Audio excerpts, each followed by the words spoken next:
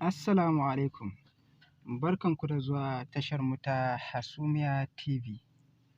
Idan wannan ne zuwanka na farko, ka danna mana subscribe domin mu samu ƙwarin gwiwan ci gaba da kawo muku shirye-shiryenmu masu nishaɗantarwa, faɗakarwa da kuma ilmantarwa.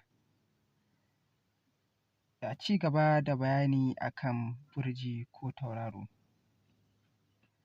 A baya na yi bayani ne akan abubuwa guda huɗu da dukkan mutane suka ɗabi'antu a kansu. Wannan abubuwan su ne ƙasa, ruwa, wuta da kuma iska. A yanzu zan yi bayani ne akan mutane masu ɗabi'ar turabi wato ƙasa. Mutane masu ɗabi'ar turabi sun kasance mutane ne masu yawan haƙuri, juriya da riƙon amana. Suna kuma da mai da hankali ga dukkan abubuwan da suke yi. Mutane masu ɗabi'ar turabi za ka gan su ba su cika son ƙyale-ƙyale ba, domin mutane ne masu tattali kuma duk wani abun da bai zama dole ba, ba su cika damuwa da sai sun yi shi ba.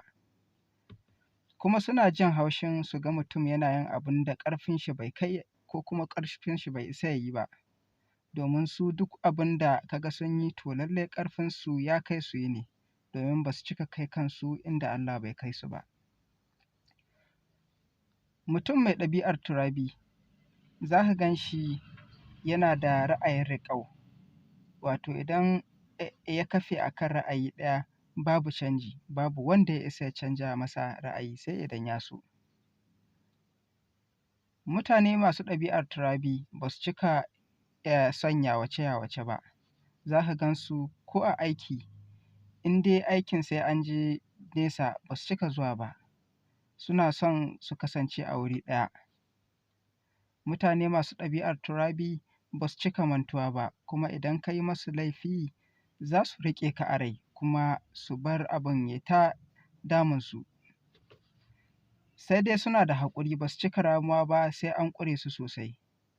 Yawanci mutane turabai suna da ƙarfi, sai dai ba a cika yin faɗa da su ba.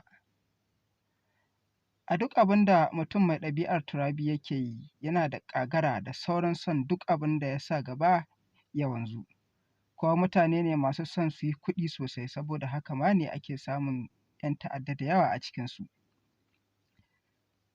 A mu'amala mutane masu ɗabi'ar turabi ba su cika shiri da mutane masu ɗabi'ar hawa'i ba. Yawanci za ka ga kuma suna shiri sosai da mutane masu ɗabi'ar ma'i, kuma su ne ma abokansu ko a ɓangaren kasuwanci, wato su ne abokan gamansu. In suka yi kasuwanci tare za ka ga ana samun ci gaba sosai cikin hukuncin Ubangiji.